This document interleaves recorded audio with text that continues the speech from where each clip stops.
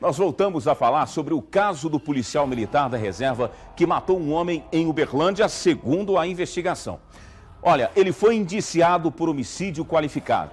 O crime foi em outubro do ano passado. A Carolina Barros está comigo ao vivo de novo e vai trazer agora mais informações junto com a polícia. A investigação foi concluída e a gente agora vai descobrir o que a polícia conseguiu nessa investigação para trazer elucidação desse caso. E o homem está sendo procurado, né, Carol? Isso, Júnior, exatamente. Agora concluído essa semana, então, um inquérito sobre a morte do Fernando, de 46 anos, ocorrida no dia 30 de outubro do ano passado, momento em que vítima, autor e a esposa dele estavam em uma confraternização, todos no mesmo ambiente. Então, existe a suspeita de que a motivação deste crime tenha sido passional. Tudo isso, então, já dentro da linha de investigação da Polícia Civil, que concluiu o inquérito, então, essa semana, como eu disse. Dr. Marcos Tadeu de Brito, delegado-chefe aqui da nona região da Polícia Civil de Uberlândia. Então, ele vai falar para a gente sobre essa conclusão. Boa tarde, seja bem-vindo, doutor Marcos. Concluído, então, esse inquérito sobre o homicídio. Exatamente.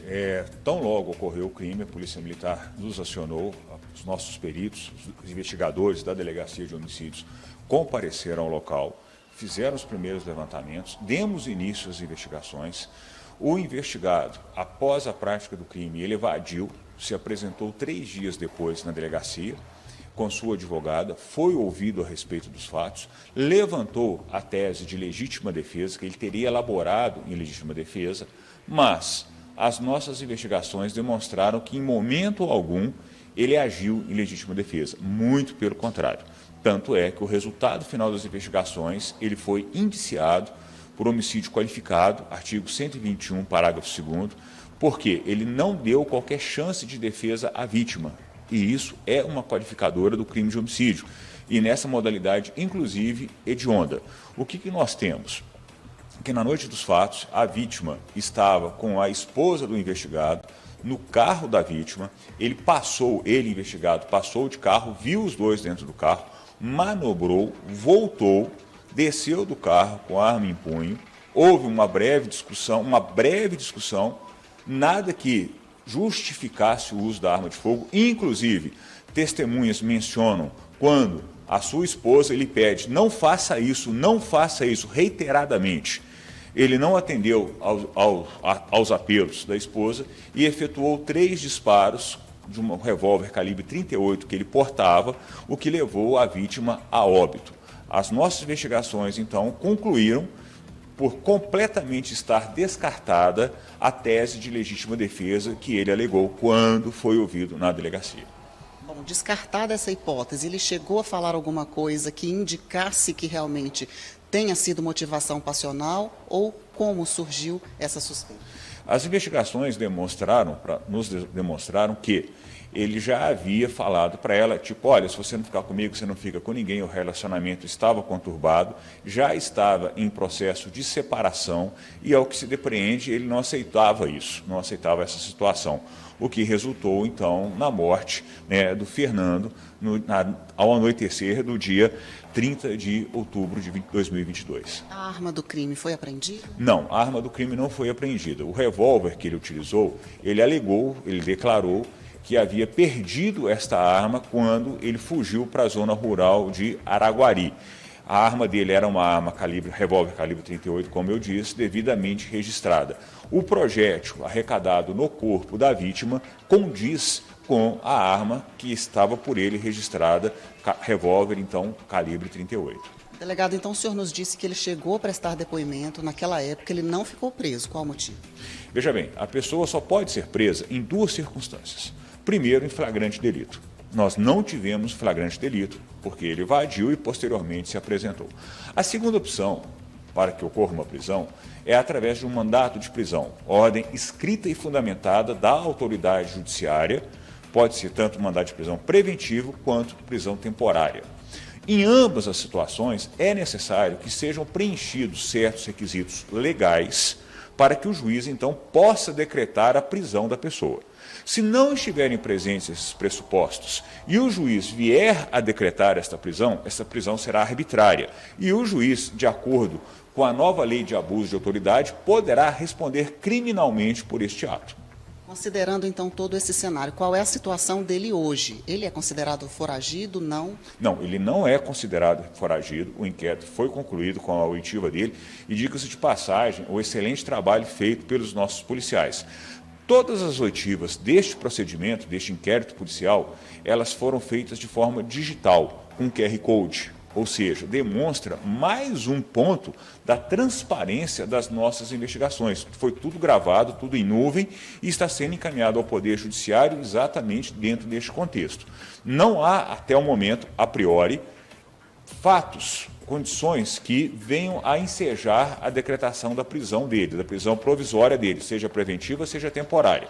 Caso o Ministério Público entenda que estejam presentes os pressupostos e os requisitos do artigo 312 do Código de Processo Penal, o Ministério Público, então, poderá solicitar, poderá representar pela prisão preventiva dele. A priori, não existem esses elementos. Ele realmente é um militar aposentado, um militar da reserva? Ele é militar reformado. Perfeito. Então, e agora a situação dele, por enquanto, é aguardar decisão da Justiça. Exatamente. O inquérito será encaminhado, então, para o Ministério Público, o Poder Judiciário, e estará à disposição, então, seja do promotor, seja do juiz de direito que vier a receber este caso. Perfeito. Obrigada, doutor Marcos Tadeu, esclarecendo para a gente esses fatos que, como dissemos, vamos relembrar aqui rapidamente, ocorreu no dia 30 de outubro do ano passado. O autor estaria armado, como o próprio delegado informou, foram 3 tiros disparados, descartando-se então também a questão de legítima defesa a que ele alegou a princípio, né? Sobre a vítima é Fernando Mateus, de 46 anos, ele era um vendedor autônomo, deixou um filho de 17 anos, uma filha de 4 anos, o Fernando não tinha pais, eles já eram falecidos, e um detalhe é que ele cuidava de 2 irmãos, um irmão de 48 anos e uma irmã de 40, ambos deficientes e que necessitavam desses cuidados especiais. A família não quer dar entrevista por enquanto, então a gente segue com essas informações repassadas agora pelo delegado Dr. Marcos Tadeu. O autor, então, seria o policial militar já aposentado da reserva. Ele foi indiciado por homicídio qualificado devido a não dar chances de defesa à vítima, e essa pena é a pena deste crime, o delegado pode até confirmar para a gente, ela varia, né? Ela tem uma variação muito grande. Seria de quanto? De 6 a 20 anos de reclusão. Pois é, então nessa época ele já se apresentou, já prestou os depoimentos, como o delegado mesmo informou, ele não é considerado foragido, aguardando a decisão agora da Justiça, que poderá ou não determinar uma prisão para ele. Enfim, nós vamos acompanhar esse caso, já estamos acompanhando desde o início e seguiremos agora com esse trabalho de conclusão da Polícia Civil. Esse caso deverá dar mais um andamento em breve, novos capítulos deverão surgir dessa história aí. Júnior. Tá certo, Carol, obrigado. Eu queria mandar um recado para a família. Eu sei que está num momento difícil, né? Está aí a foto do Fernando. Eu sei que está num momento difícil, mas coloca para a gente o nosso contato aí, a família, se em algum momento vocês se sentirem confortáveis para falar com a gente, nós queremos entender o sentimento da família e esse sentimento de pedido de justiça, né? A gente quer ouvir também esse lado da história do Fernando, porque o que nós temos até agora é o que a polícia está dizendo. Então, teria sido um crime passional, passione, envolvendo paixão, né? Então, a linha da investigação foi por esse caminho. E a justificativa que o suspeito deu para a polícia, que teria sido por legítima defesa, a polícia já descarta, é uma tese dele. Aí você me pergunta, mas por que ele não está preso? Por que o policial, por que o delegado não pediu a prisão dele? Porque a polícia entende, pelo menos nesse primeiro momento, ele ainda não tentou atrapalhar as investigações, um exemplo prático que a gente tem acompanhado muito acontecer, e não há, segundo a polícia, nesse momento, a necessidade de pedir uma prisão preventiva ou temporária, qualquer que seja. Mas ele foi lá, prestou depoimento e agora aguarda o julgamento em liberdade. É a lei do Brasil, tá? É a lei do Brasil. Já vi caso do cara ser julgado lá no plenário, no tribunal do júri, ele recebe a condenação e ainda não vai preso, porque o juiz, quando decreta a execução, uma coisa é ser condenado, outra é executar a pena. São coisas totalmente diferentes. Já vi caso do advogado estar com habeas corpus na mão e o juiz quase sempre é obrigado a suspender a execução para analisar esse ou aquele recurso. A lei é assim, gente. A lei é assim. Perde é quem morre, infelizmente, e a família também que fica sofrendo. A lei do Brasil é assim. Eu não sei por quanto tempo nós vamos ter que aguentar isso, aguentar esse tipo de situação. Mas, infelizmente, é assim que acontece. É o sistema da lei brasileira. E o judiciário, claro, vai aplicar o que está na lei, né? Nem sempre o juiz vai poder canetar na hora ali e resolver na hora também a investigação. O delegado, a investigação até agora não entendeu, né, a necessidade de uma prisão temporária ou preventiva, qualquer que seja.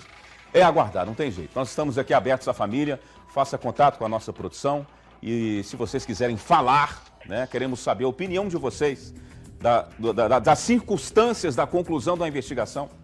A tese do suspeito é que não foi, que foi legítima defesa. Para a polícia não foi. Nós queremos saber